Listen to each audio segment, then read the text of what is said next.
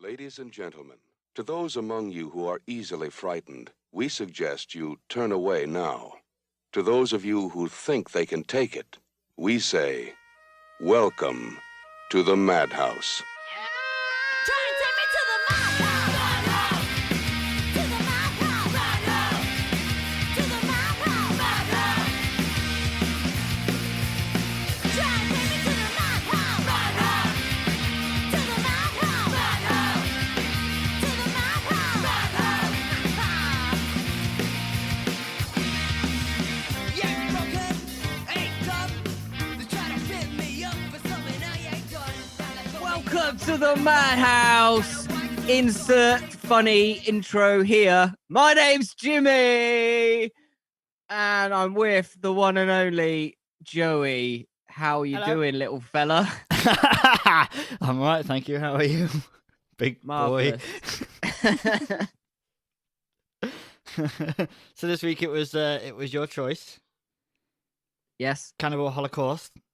yes. I want to mention that I have a dog eating me right now. Yeah, it looks very disturbing. I Looks have like you're just shaking a wig. I have a 5-month-old puppy now, and he's restless, so he's sat on my knee probably for the whole of this episode while he chews me on my hand. Yeah, he's going batshit. So I guess you've seen this film before, Jimmy. I have actually a couple of times. I first watched it when I was a teenager, so it wasn't that long ago. That's when it came out, isn't it? Oh! And then I watched it a few more times after that. Yeah. And then this time now to watch it, knowing some certain things about it, was actually the most disturbing viewing of it. Yeah. So it was directed by Ruggero Deodato. Very good. I You can do that practiced better. that. Deodato, I think. Ruggero Deodato. Deodato. Yes. I have no idea what accent that was, but it Italian. felt right. Yeah, I don't know if he's Italian. Cornetto. Cornetto? That's Italian, isn't it? Sure. Pizzeria? Yeah? Yeah. Any more? Pasta That's the one. and pasta sauce. Dolmio, Bolognese. etc. So this film had a working title of The Green Inferno, Jimmy, but had a last-minute name change to Cannibal Holocaust because it would have been more provocative. And a film called Green Inferno was later released by Eno Roth in 2013. Oh, have you seen that one? Nope. No, I haven't seen it either, actually. Film grossed 1.9 million in 10 days. Then it was banned in Italy. The dog's literally eating my notes. Banned in Italy for 3 years, and up to 50 other countries placed a ban on the film, including a 5-year US ban. In Norway, it was only allowed a release in 2003. So if this actually was banned in 50 countries, like That it's seems claimed, Oh, yeah. yeah, it's a kind of claimed to have been banned in 50 countries. Yes. But if it is, it makes it like the numero uno Yeah. banned film in the entire world. Yeah. But that seems I high. think. 50. It's thought that it has grossed about $200 million worldwide up to now. So I'm going to have to move this dog. It's eating me alive. Got taste for it. Ruggero Deodato saw a film about a lost film which inspired him to make the film. Did you see this? No. That film was about some documentarians that didn't fare too well with an African cannibal tribe. An Italian company claims to have some of the lost footage and was going to show it but never did, so I guess Deodato decided to make his own. Yeah, fair play. Did a good job. Are you ready to go into a plot slot straight away? Yeah, are you ready? Because you look like you're having a bit of trouble there. I might need to pause the recording and come straight back in just to... Oh, Jesus, Billy. Sorry. Billy is They're the first fright in our Frights and Delights today, but it's also a delight, so that's confusing. Can you see him on camera? Yeah. Literally about to pounce on me. Yeah. I'm going to pause recording, and we should be back in a sec Okay. after this puppy has stopped eating me. Right, we're back, and the doggy is in isolation again. And we are ready to go into a plot slot. And I believe Jimmy is ready and waiting with the first paragraph. Yeah, I'm just gonna have a swig of my scrumpy. I'm on scrumpy tonight. Nice. Got 24 cans. And you're going to have all of them before the end of recording? No, by the end of the weekend. Yeah, boy! By the way, we're recording on a Sunday at 11:30 in the evening. Right, let's go. Okay. We open up with a television documentary about a missing film crew who disappeared on an expedition to the Amazon basin to make a documentary about a local cannibal tribe. The team was Alan Yates, the director, Faye Daniels, his girlfriend and script girl, and two cameramen, Jack Anders and Mark Tomasa, or Tomaso. Harold Monroe, a university anthropologist, has agreed to lead a rescue team and flies to the Amazon to meet his guides, Chaco and his assistant, Miguel. The group take a Yakoma hostage captured by the military and use it to help them negotiate with the natives. The team arranges his release in exchange for being taken to the Yakomo village. There, the team meets hostility and learned that the film group had caused great unrest among the people. The next day, Monroe and his guides head deeper into the rainforest to locate two warring tribes, the Yanomamo. Is that close? Yeah, Yanomamo and the Shamatari. Following a group of Shamatari warriors to a oh, that's say that 10 times fast. Bank. Shamatari warriors to a riverbank. To a riverbank. At least it wasn't a riverwank. A wibble-wank. I don't... Should I try that again or should I just leave that in? Just leave that in, boy. That's what she said. I've completely lost everything. Sorry, this is a shambles. Following a group of Shamatari warriors to a riverbank, they intervene to save a smaller group of Yanomamo from death in a scrap between groups. The Yanomamos invite Monroe and his team back to their village where they are treated with suspicion. To gain the villagers' trust, Monroe bathes naked in a river. Can't imagine how many times I've done that, Jimmy. Oh, absolutely. That's how I gain anybody's trust. Yeah. A group of Yanomamo women who watched him take him to a shrine, which he learns holds the bones of the missing American filmmakers. Those women, by the way, hired from a local brothel. Fuck off, really? Yep, they went to a local brothel and just hired a load of prostitutes and had them in the film naked for a bit. That's a great fact, because one of them goes right after his balls and willy, doesn't she? Yeah, she's playing with it You and see that? everything, yeah. She's going like that, giving it all some. He's just looking at her like, okay, yeah, brilliant fact. I like that. Didn't know that. I just thought I'd just drop that in there. That's amazing. Monroe confronts the Yanomamo about this. After playing a tape recorder for them, he trades it for the first team's surviving reels of film. And that took me about 10 minutes just for that paragraph. Back in New York, executives of the Pan American Broadcast Company invite Monroe to host a broadcast of a documentary to be made from the recovered film. Monroe wants to see the raw footage first. The execs introduce him to Yates' work by showing an excerpt from his previous documentary, The Last Road to Hell. One of the executives tells Monroe that Yates staged a scene to get more exciting footage, which was them getting shot. It was firing range, wasn't it? Yeah, and What's that it was called? actual footage of executions. So the... yeah, that was tough. Yeah.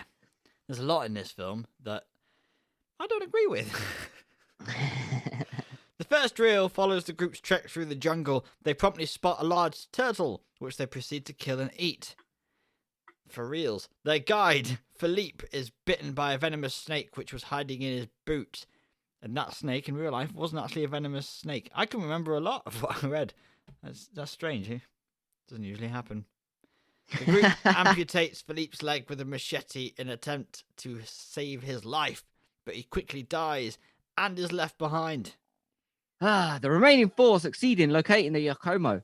Jack shoots one in the leg so they can easily follow him to the village. The second reel starts with the group's arrival at the Yakomo village.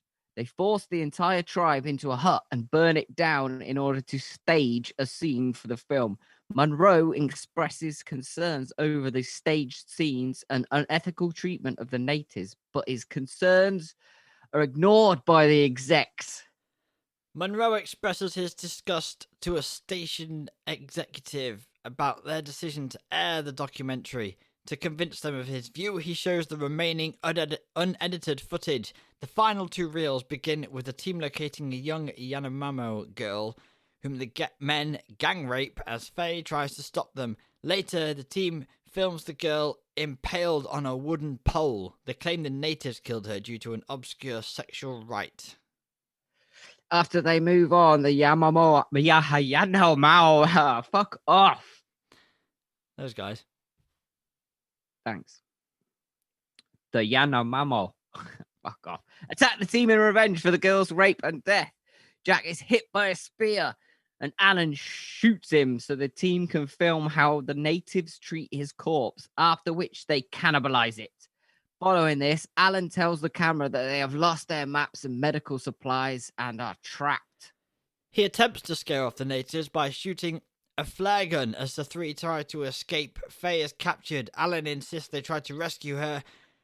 Mark continues to film as she is raped and beheaded. The Yanomamo locate the last two where they are hiding. As the camera falls to the ground, the reel ends, showing Alan's bloody face. The executives order the footage to be destroyed.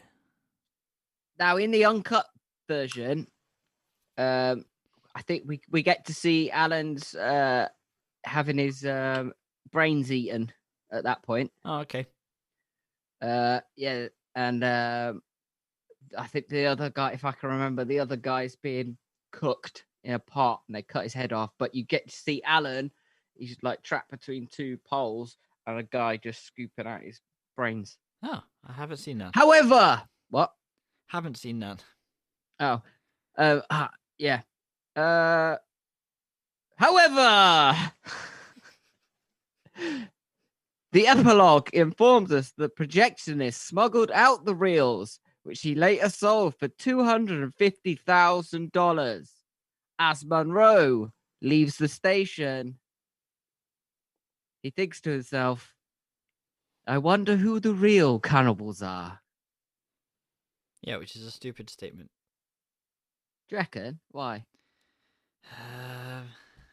I think Because it should cannibal be- is a very literal eating the meat of your same species. Yes. You can say, I wonder who the real savages are. That's what I was thinking. That's what that should have been. But then it would have been Savage Holocaust. Oh, no, it wouldn't. It's got nothing to do with that. Yeah. It's like going, But the yes, real you're right. cannibals are the friends we made along the way. Oh, but actually, no. The real cannibals are the fine young cannibals. Yeah. Do you get that band from the 80s? Yeah. But they were alright because they were fine and young. Plot slot! Da-da-da-da-da-da. Should we move on to Frights and Delights? Yes, please. Okay.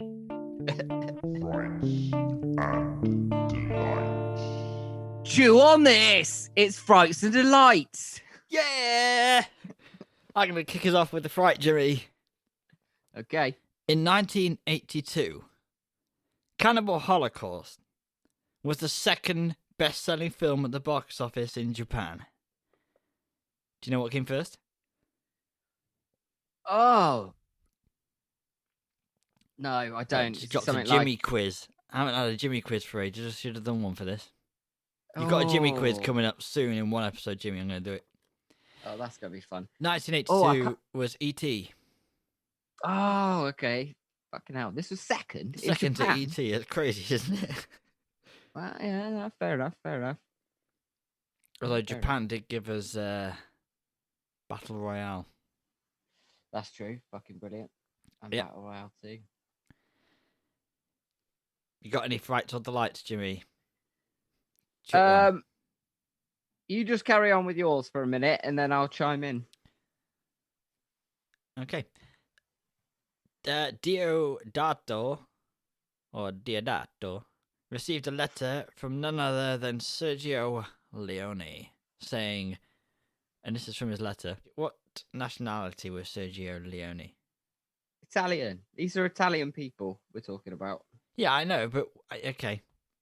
This is an Italian-made film, isn't it? Yeah, but it doesn't mean everyone who sends a letter to the guy who made an Italian film has to be Italian. And I was just wanting to know what accent to do the letter in. Okay, you ready? I say Italian. All right, okay. Dear Regalo. Oh, what the movie? Okay, no, it's just going to be Mario. I'm doing it in English. The second part is a masterpiece of cinematographic realism. Is that a word, Jimmy? I think so. We'll coin that as a real word. A real word. Cinematographic realism. But everything seems so real that I think you will get in trouble with all the world. Yeah, I think he got that one right. Yeah. At the end of the film, you've already mentioned that it said that the projectionist sold the reels for $250,000, and at the end of the film, it has that caption: projectionist John K. Kirov was given a 2-month suspended jail sentence and fined $10,000 for illegal appropriation of film material. We know that he received $250,000 for that same footage. And this was added to help maintain the documentary feeling of the film, as well as filling the plot hole that would be if the footage was ordered to be destroyed, then how did we just watch it? Yes. So whoever has got this bit that we're watching has paid him $250,000 for it. That's how we're seeing it. Yeah. Is that correct? Yes. But then So it sounds like the original people somehow got hold of the film so they could put a caption at the end. yes. Yeah. So I think that it's a delight that it is basically the first found footage film Yep. straight off the bat. I don't think there are anything else before this one. Spawned quite a lot of good ones, quite a lot of naff ones. Yeah. Blair Witch, I think was another. I don't think there was any. I don't think there was anything between Cannibal Holocaust and Blair Witch of any notoriety. I might be wrong, but I can't think of any. No. Because Blair Witch was 90s. I'm sure it would have been used, but not as notoriously well known. Yeah. Blair Witch. Now you can't swing your dick around for a fucking found footage film. They're everywhere. I know, it's annoying now. They're absolutely everywhere. Like Creep was but good. I think yeah, Creep's really good. That's done like better. And it has a good setup rather than these people were just filming their lives. Have you ever seen a film called Be My Cat, a movie for Anne? No. Fucking hell, boy, you gotta watch that. Find that on Prime. It's proper weird. Okay. I take it as Anyway. found footage. Yeah, kind of. Okay. Yes, it is. It's kind of like Creep, but creepier. Well, I've got this is a frighty delighty thingy. Okay. So Robert Kerman, I believe played Alan. Is that right? Anyway. No, he was Dr. Monroe, wasn't he?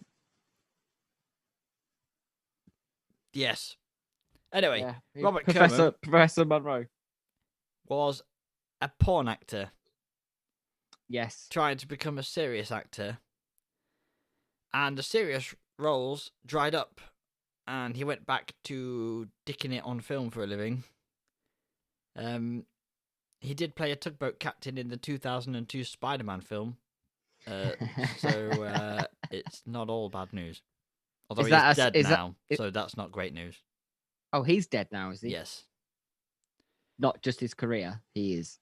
He's, physically not alive. So was being the tugboat captain a nod to his earlier 70s porn star? I did stars? wonder. Welcome to the tugboat, baby. It's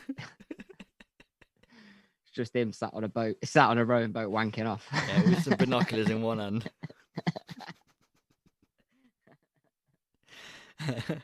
The actor who played Miguel, I'm putting this down as a fright. Okay. Okay. Yeah.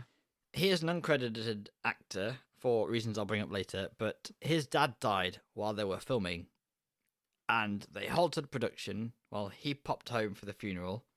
And in the scene where they found the bone shrine, Miguel is seen crying in the background, and that was the actor crying not long after he'd heard about his dad dying. Well, his dad was murdered. And he was. I mean, upset about it's still death, isn't it? But he was. it. he Not was murdered. physically alive anymore. I think we stated Yeah. the meaning of dead. Yeah, they didn't find his killers, did they? I don't think so. Damn. The Last Road to Hell footage was real execution footage from Nigeria and Southeast Asia.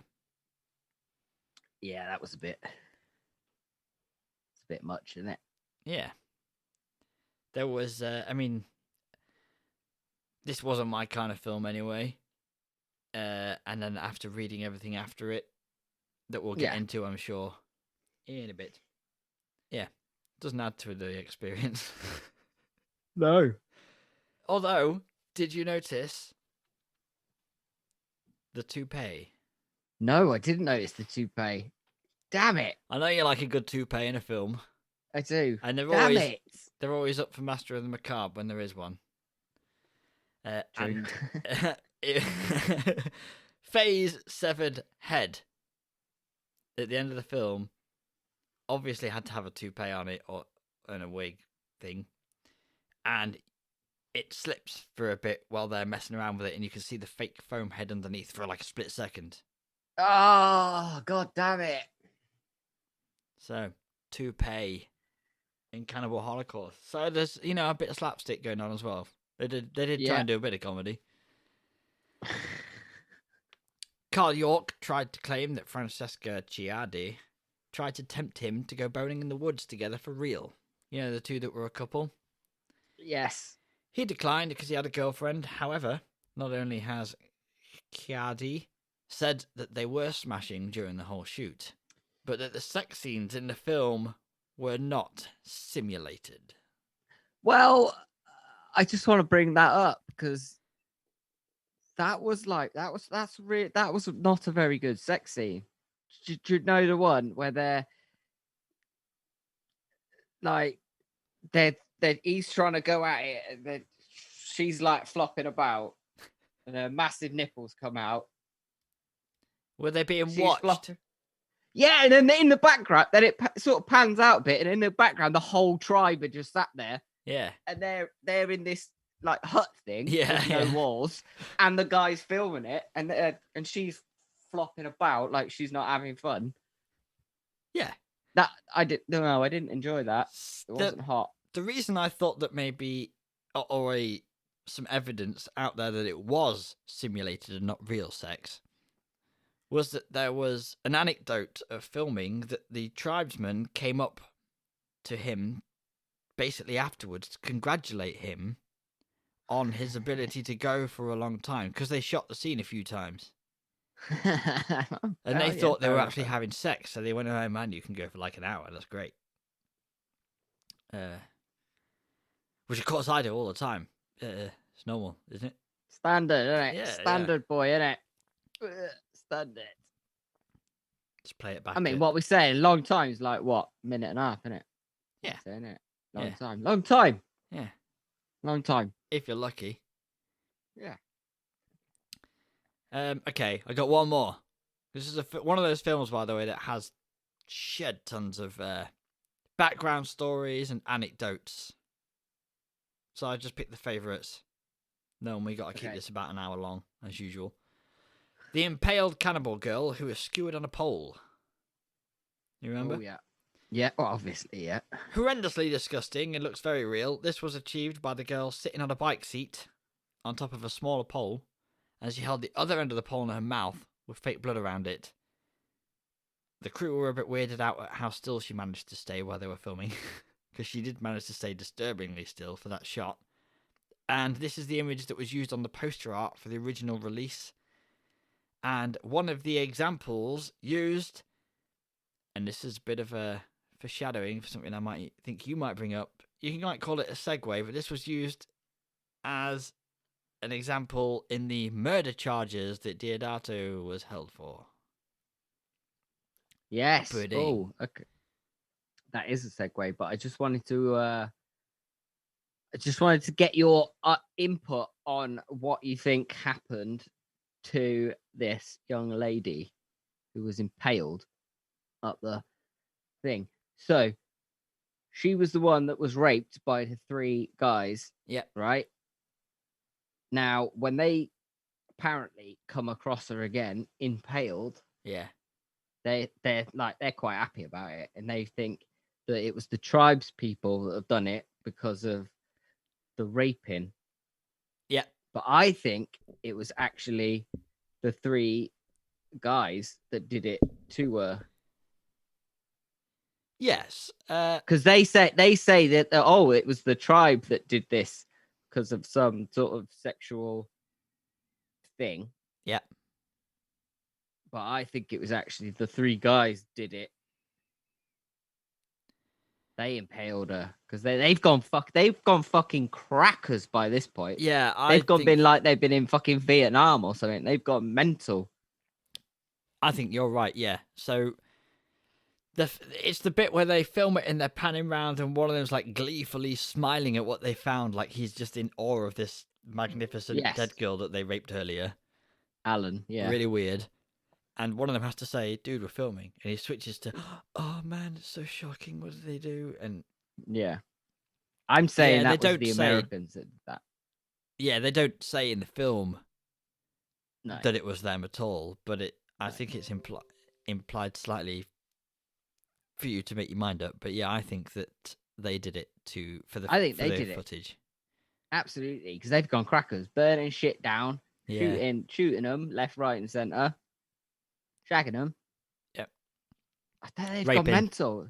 Raping, a lot of raping, killing things, which we'll get to in some other part of it. Yeah. Oh, I'll go on to the other bit then. I don't know. Is it a fright or a delight? He didn't go to prison for it, did he? So it's a fright. Just No. a nice story. man. Yeah. So it was 10 days after the release of the film that Diodato got arrested on obscenity charges, I think, due to the extreme animal cruelty was the charge at first. Yep. And then they thought, oh, holy shit, actually, has this guy actually gone and done a snuff film? Yep. And is this actually a snuff? And it was like, holy shit. So they, in Italy, they then charged him with murder. Yep. Now, what didn't really help his cause for those 10 days was that he got all the actors that were killed in the film, he got them to sign a waiver or a release or something to say they wouldn't appear in media, anything, whatever was happening. You couldn't, not getting a job in media or shit where you were faced, so it would play that the actual people were dead. Yeah. It's a So little bit. they had to disappear. Yeah. You mentioned Blair Witch, and I think they took the same idea. So when Blair Witch started, they did a big campaign for these missing teens for about 6 months before the film was released, and they weren't allowed to be seen or do anything. They were paid basically to stay at home for 6 months so that they could build up this hype and then go, oh, we found the footage. And that was the Blair Witch Project. So I think they did a kind of reverse thing. Post hype. Yeah. post hype. It's a brilliant idea. Yeah. It's a really good idea. But then obviously he's got charged with fucking murder because I think this is probably the first time this thing's ever been done.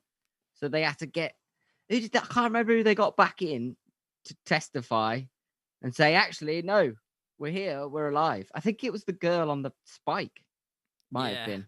Yeah. 100%. Yeah, I think they had to get her in because of the picture as well. They had to get her in and say, look, no, actually, I'm here. Yeah, it was the film poster, wasn't it? Her on the spike. Yeah. And that was one of the main pieces of evidence that it just looked too real. And it did. It looks... A lot of stuff in this film looked really fucking real. Credit to the makeup staff. Yeah, I mean, yeah, I think we'll get to that bit in the next section, I'm sure. Or the one after the next section, because next section. Oh, what's that? What's the next section? It depends if you finished your. I'm done. I think I'm done for now. Well, the next section that we shall go to now is the master of the macabre. Oh, okay. It's not the one I was thinking of. Master of the Macabre. Welcome to the master of the macabre. We're going to find out which actor or actress really got to the meat of it this time. Which one really thought this was the role they could get their teeth into, Jimmy? Well, there's only one choice for me, and I'm sure you're thinking the same. 100%. It's the leader of the Yakomo tribe. Okay. who Professor Harold meets when they walk in, and he's acting out all of the rage of what happened to him by the other American duo. I don't know his name. His name could be Todd. Should we call him Todd for sake of having a name? He's not really mine, but he was very good. Okay. No, I've gone for Robert Kerman, Professor Harold Monroe, Okay. and his moustache. Yes. Yeah, I had Robert Kerman and I had the toupee. Obviously. Because there's tradition. Yeah, got off the tube. Now, the toupee did give us a glimpse of the fact that what was happening wasn't real. Yeah. And showed us the foam that we're all made of under our skin. And how fragile and weak the human body really is. And I think that was a nice artistic touch. Most toupees wouldn't flap about and put that extra dimension in there. This one did. Cool, not in that heat either. It's got to be boiling down there. Yeah. It's got normal toupees have gone frizzy by that point. Yep. Not this one. Oh, this one. Probably should give it to Robert Kerman, though. Probably. Do you know what? I don't think a lot of people's careers, I don't think this boosted a lot of people's careers. No, I mean, this toupee was never in anything again. That's probably because it was covered in mud and left in the fucking Amazon. Yeah, I think one of its children was in Reanimator.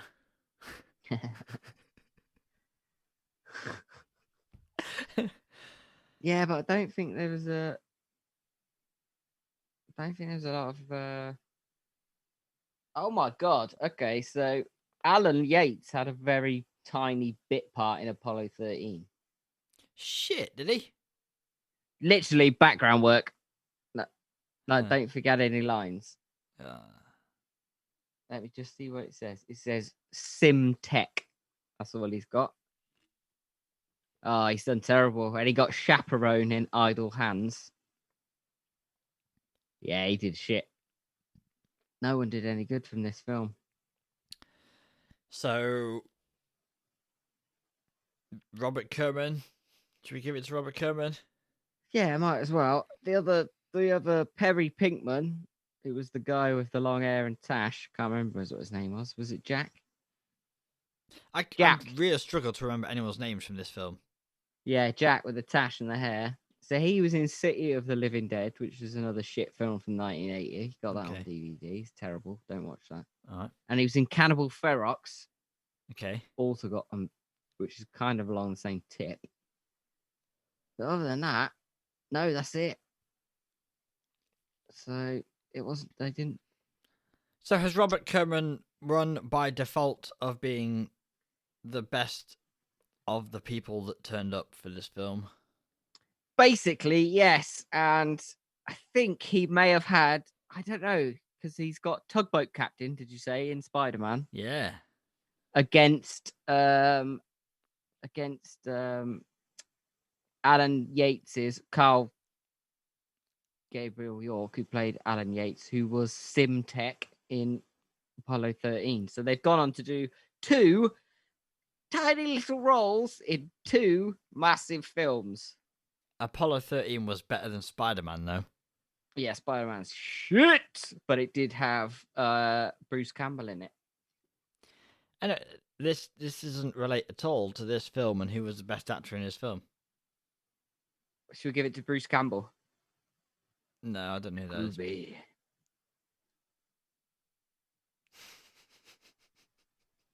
Does he make soup? Right, let's move on. Let's give it to Robert Kerman.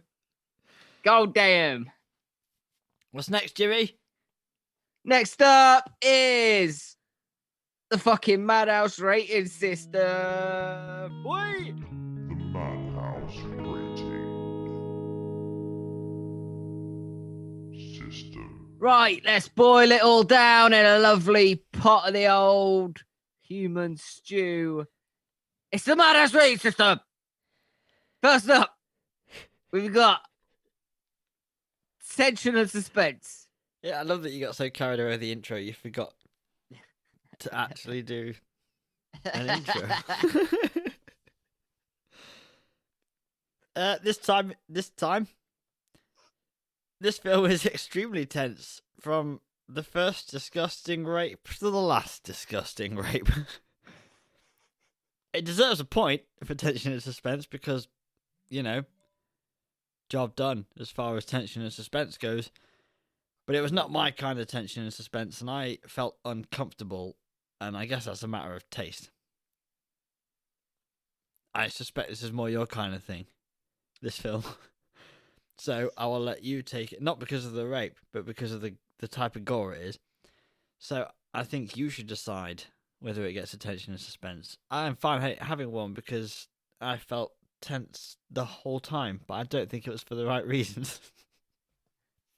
Well, again, this is what I'm saying. When I've seen this film a few times before, I was happy with it, and I really liked it, and it was like, oh fuck me, you've got to watch this film. It's fucking mental. Oh, it's crazy. There's a woman, she gets clay shoved up her Thing. bits, yeah, and shit like that, and its head's getting cut off and brains getting eaten and all this kind of shit. Oh, and it's fucking it's brilliant. But then Yeah. watching it again the other day, I was like, now knowing about all the other bits involved with it, I was just like, I was a little bit tense on some of the scenes. I was just a bit like, oh, actually, nah, Yeah. it's not right. I It's felt not- it's not on. uncomfortable through most of this film. Uncomfortable, yes. And I like horror, but I don't ever want to watch something that just makes me feel uncomfortable. I don't enjoy that. That's not Yeah. fun. Do you know what I mean? So, but then it I gave like- me a shitload of tension and suspense. So Yeah, I like the parts with Dr. Monroe, and he's there in the Amazon, and he's trying to find out what's happened to the documentary makers, and they're going through the trail, and they've seen that, like, what's happened in the wake of what these people have done, and then they found the footage. yes, then the footage is horrendous. Yeah, and then they've gone, oh, hold on a minute.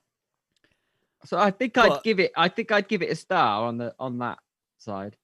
Yeah, I will. This is one we may have personal opinions about quite maybe strongly, maybe not, but one way or the other. Do you know what I mean?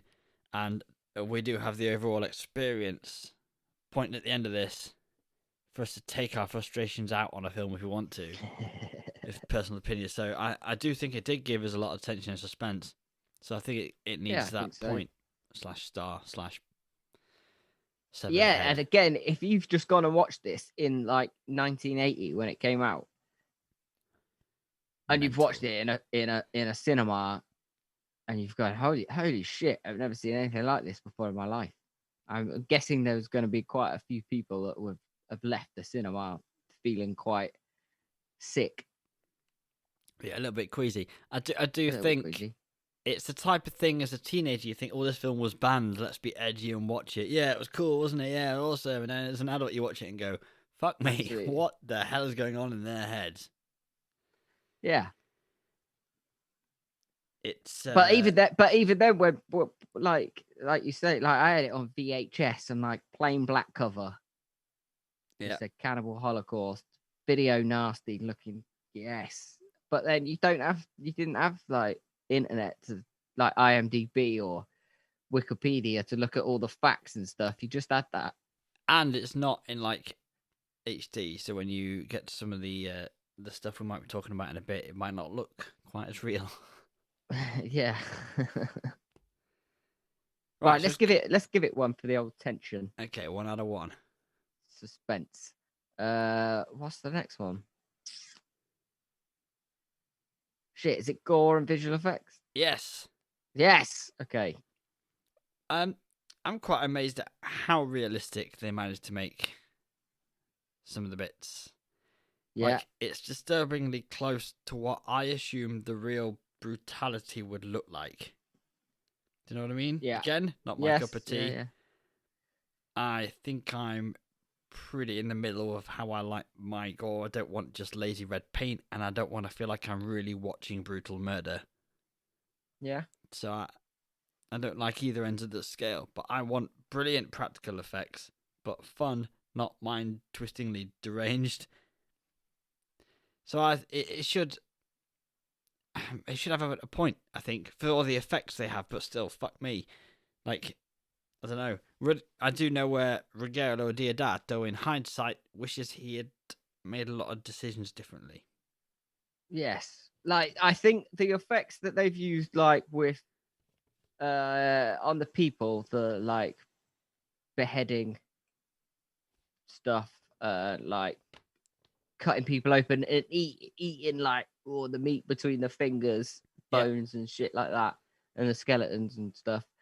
That looks really good. Yeah. I mean, there's a couple where there's like some of the tribesmen are cutting open a corpse of someone, but it's a very blunt stone, and it's clearly they're just pushing red paint up and down someone's chest. Yes. Yeah. You could spot that. The but other end of you'll the let- score that I don't Yeah. like. Yeah. But we got to talk about the stuff that wasn't fake. Yes. Yeah. Yeah. Okay. Yeah. So some of the decisions the director regretted, and rightfully, were notably killing of live animals for the film. Yes. Yeah. The following animals were harmed in the making of this film: a coatimundi, I don't know what that is, a yellow spotted river turtle. So when they cut the face and head off a river turtle, which, to be fair to whoever edited it, they made the screen go bright at the actual moment of contact of the blade, but you saw everything else. Yeah. That cutting turtle the was head off. killed. The snake was killed. A tarantula was killed. The pig Yeah. that was shot, you're actually seeing that pig get shot. Yeah. 2 squirrel monkeys were murdered because the monkey death scene was shot twice.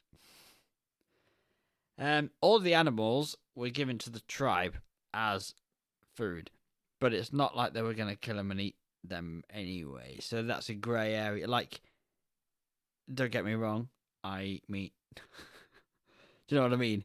But Yeah. if these tribes took them because it's almost delicacies, these weren't things they would have gone out and hunted and killed and eaten just there and then. No, These were so, like, captured and kept captured and then killed for a film.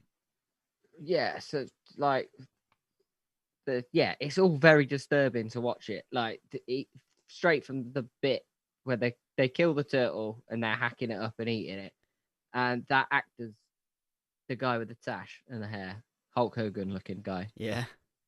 who's like because he's there next to him doing it, and what his look on his face, like he's trying to be like play along, but then you get the look every now and again of him being really upset Yeah. by the turtle being killed He and cried the bird a lot, in the didn't back. Yeah, he cried after one of them or them, and didn't he? yeah, it was that he cried after Yeah. and you could see it in his eyes that he's Yeah. going, and he's trying to act along, and he's like moving the head, like trying to be in character, but you could see in his eyes that he's going. That fucking the monkey scenes really disturbing. Yeah. No, and like they just cut like the monkey's half his head off, and then Yeah. they go and eat the thing. But they wanted, like, the director wanted to do that as fake monkey brains. Yeah. But the tribesman talked him into doing it as real monkeys because it's a delicacy. Yeah.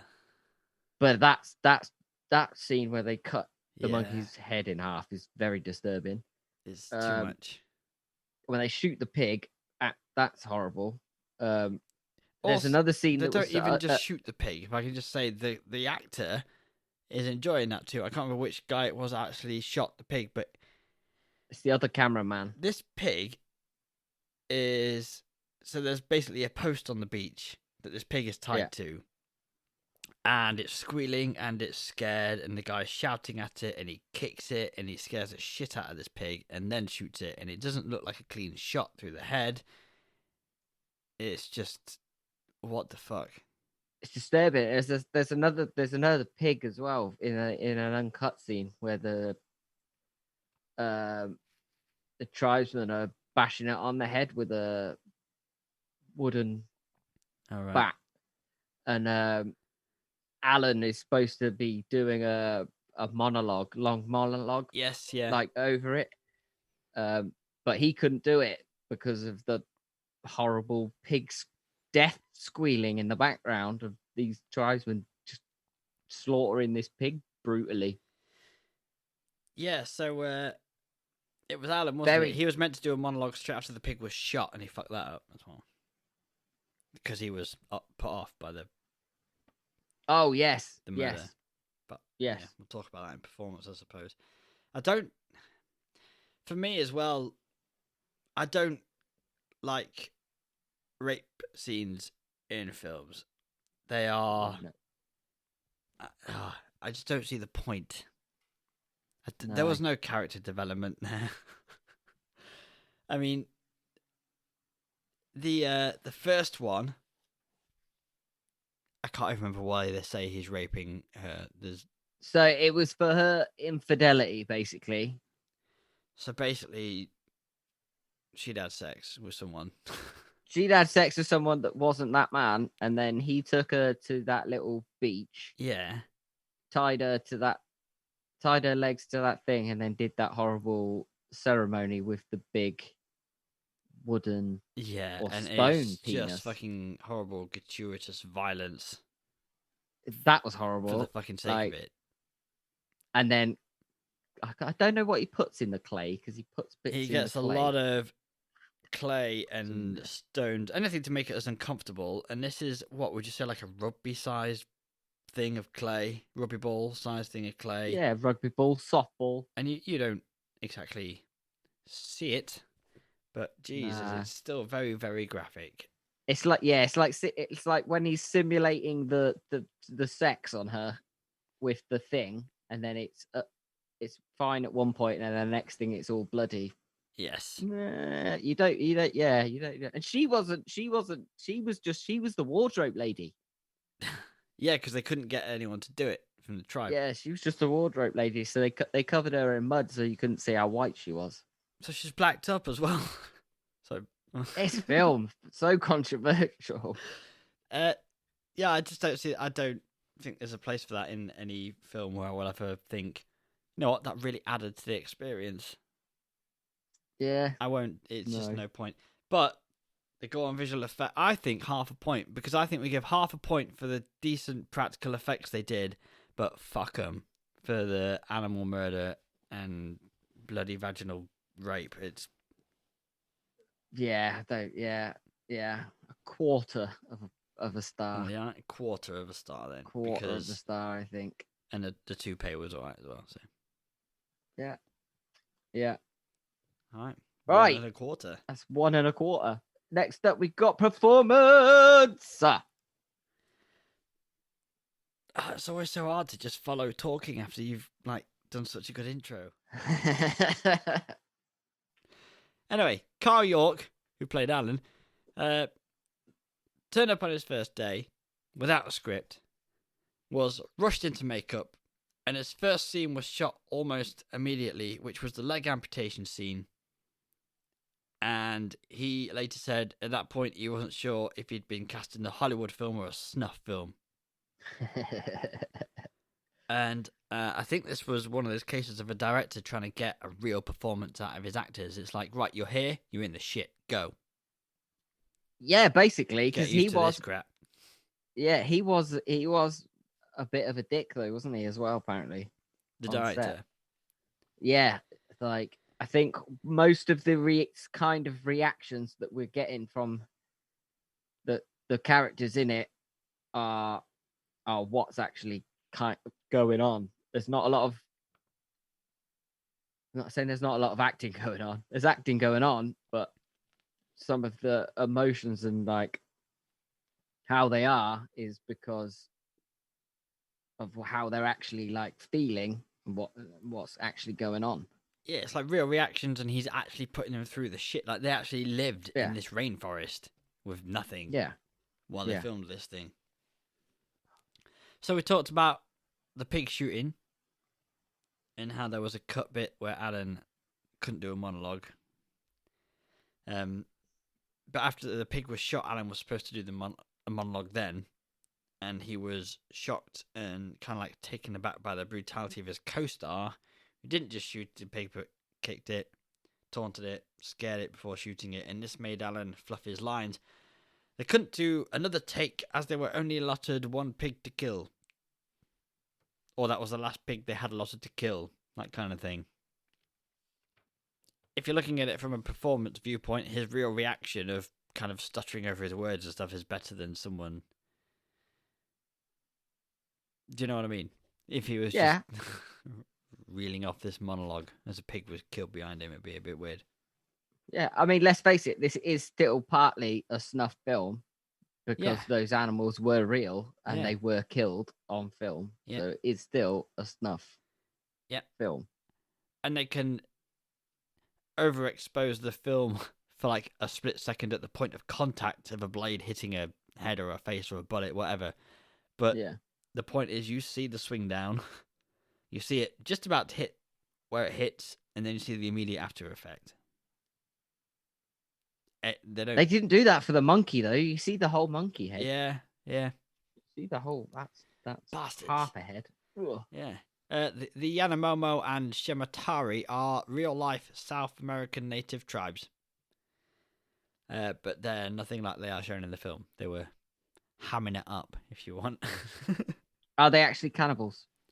No, I don't think they're cannibals. They were... Ah, goddamn. No, they're just... they were told to just behave in a certain way. You can see them laughing, actually. I don't know. I don't think I've made any notes about this, but there's bits where you know where they're being chased into a building they burn down? You can see some of they're all naked running around, and you can see the women laughing as they're running in, like enjoying themselves. So at least they weren't. Enough. I mean, they were definitely exploited and Oh, absolutely. definitely treated like absolute shit a lot of the time, just for the film. So that's another black mark against the making of this film, the treatment of these two tribes. But obviously, they had a bit of a laugh at some point while they were being chased around, or jiggling. Well, everyone was naked all the time. Apparently, a lot of the extras weren't paid. You shock me, Jimmy. I know, absolutely mental. They got Absolutely 3 mental. monkey brains and a dead pig. Yeah. They even killed the tarantula. That was a bit... Yeah, anyway. Yeah. You see him literally just throw stuff at this tarantula because it lands on them. They're decent pets, they are. I mean, I wouldn't have one. No, I wouldn't have one.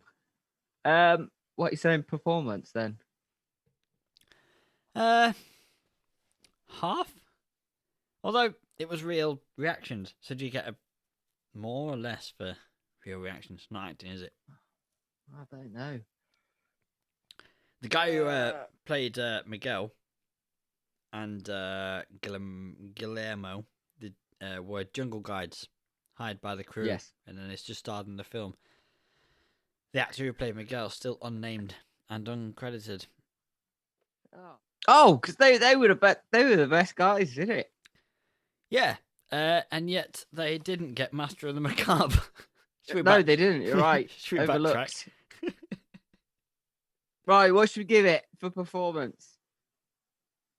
I don't know. Like I said, do you get more or less for being genuinely scared and genuinely shit people? Let's give it 1. Okay. Let's give it 1. Is that 2 1/4? 2 1/4. Next up, musical score. Score. Did you Shut like... a fix one. Fuck me.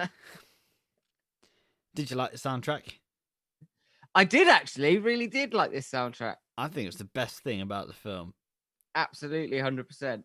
I could listen to this soundtrack, like, genuinely just to listen to. Yeah. It's and you wouldn't suspect it was from a film called Cannibal Holocaust. Hannibal Holocaust. Oh yes. Yeah, it's brilliant. Anyway, Italian composer Riz Riz. Wow. I'm gonna go with Riz. Okay. Ortolani, something like that. He did everything for this film. I like the I like the brilliantly written guitars, strings. The main theme could fit on something like the Deer Hunter. Yeah. It's just incredible, so recognizable when you hear that. Yeah. When the film starts and you listen to this music and then you turn it off because you know exactly what it is you're about to watch.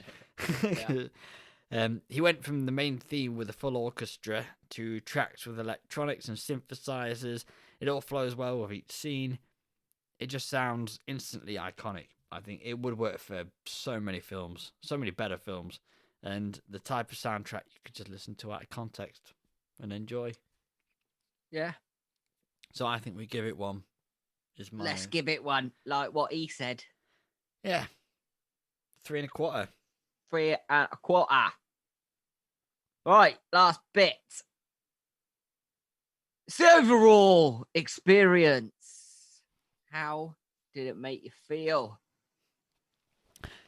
Not good, Jimmy. Not good.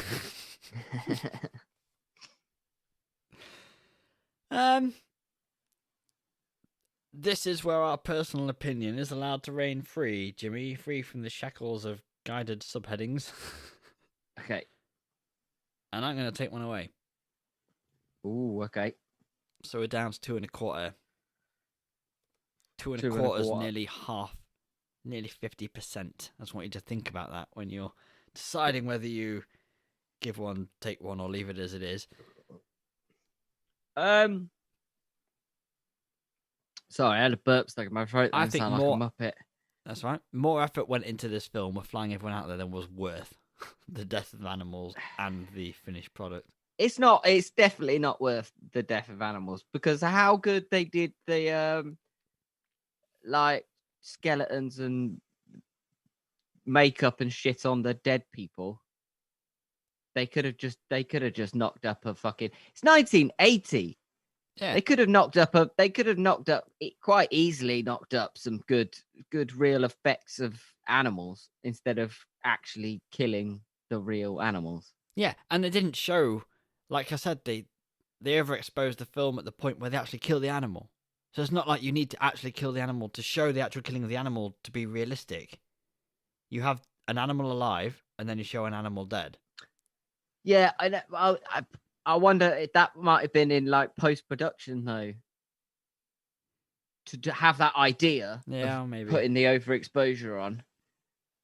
I So still- that might not have been a thing when they were filming it. Not that I'm fucking justifying No, this no, no. animal cruelty, but that might have been an afterthought of gone. Actually, this might be too much. Maybe the jungle fever got to us a little bit. Maybe we should try and cover it up a little bit in edit. Do you know what I mean? Yeah. Still. Yeah. Fucking- Still, it's like you shit the bed and you've tried to hide the crap under the pillow. Yeah, but you purposely shut the bed when you had better options. Yeah. You had a toilet right there. Well, yeah, exactly. Non-going method. I'm literally shitting the bed. Okay, so I do like the film.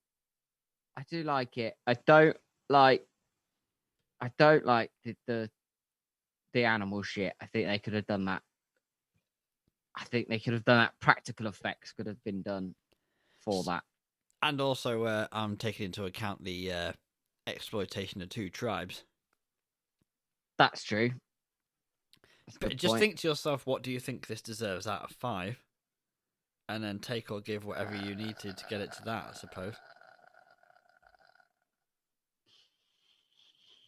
It's controversial. I think you've got to watch it once. If you're a horror fan, you've probably got to, or if you're getting into horror, you've got to watch it at least once. I wouldn't pop it on a Sunday afternoon with your nan, Yeah. even though she might just pop Hellraiser on or something. I'll take a star away for the animal cruelty, so that gives it 1.25. Okay. I think some of the scenes have to be in there for it, because not the animal shit, but the other shit. Not that I'm down with the other shit, Yeah. but in context, I think that needs to be in there. Yeah. Sort of. Nah, Well, we watch sort horror of, but films, yeah, so we're okay with bad things being depicted on films. But yes, there's because a it's line. not real. It's Yeah. not real. Yeah. The animal shit was real. So Yes. yeah. And just for me as well, some of it can look too real and kind of gratuitous violence against vaginas. It really doesn't go well with me. Makes your willy go soft. Well, it wasn't particularly hard when I started watching the film, but What? let's just say it went inverted. Oh shit. Yeah. Right, 1.25 out of 5. Not our worst. I Yeah. think still not as badly rated as Horror Hospital. Did I get a 1 out of 5? Phew, I think so. Anyway, I think it did. it's time for my next film choice, the IMDb challenge, Jimmy. Okay, Are you ready? I am. I'm excited about this film. Watched it again the other day to make sure I really want to pick it. Do you know how I win all these? How? Because I quickly whisper Alexa before you do it, and when you read out the description, it pops up on the IMDb thing. Well, you do. No, I'm not. That's not true. That's not true. That was a lie. No, I'm saying you do a lot of live research while we're podcasting. So I know you've got Google up. I have trust and faith.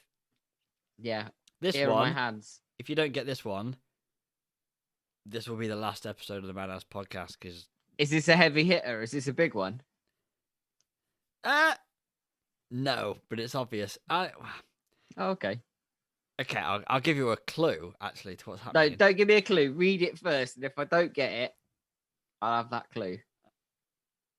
Okay, but I'll just say this is kind of a first for we've done something like this once, Okay. but only because we needed to.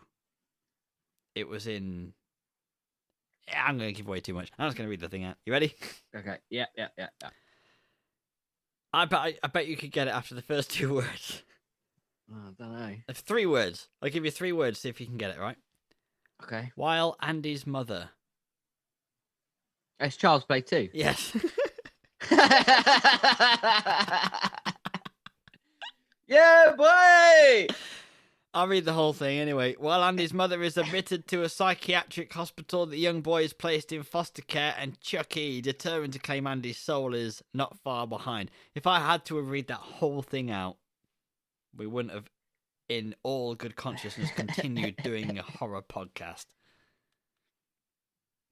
Yeah, so it's our first sequel to one of the earlier ones we did.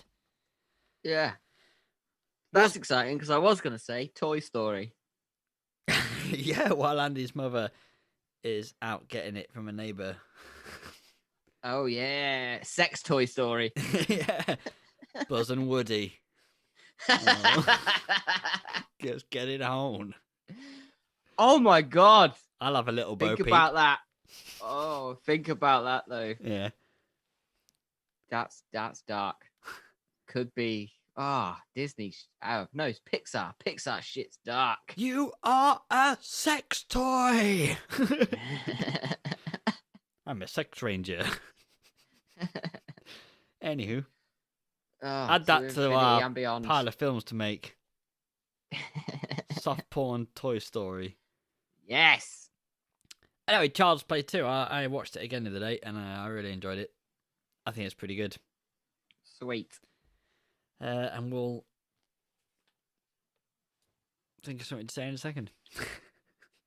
Well, I'm gonna have a little swip of the scrumpy. So this week, Cannibal Holocaust gets a measly 1.25 out of 5. That'll teach you to kill animals and do horrible things to vaginas. And in 2 weeks, we will be talking about Child's Play 2 from 1990. Don't forget to subscribe on your favourite podcast app, iTunes, or wherever you find your podcasts. Follow us on Facebook and Instagram and email Jimmy your dick pics at outlook.com and send us your personal horror stories at the Madhouse Podcast at outlook.com. Next person to email us wins the game. Jimmy and myself will see you in a fortnight for our next episode on Child's Play. Yeah! Time,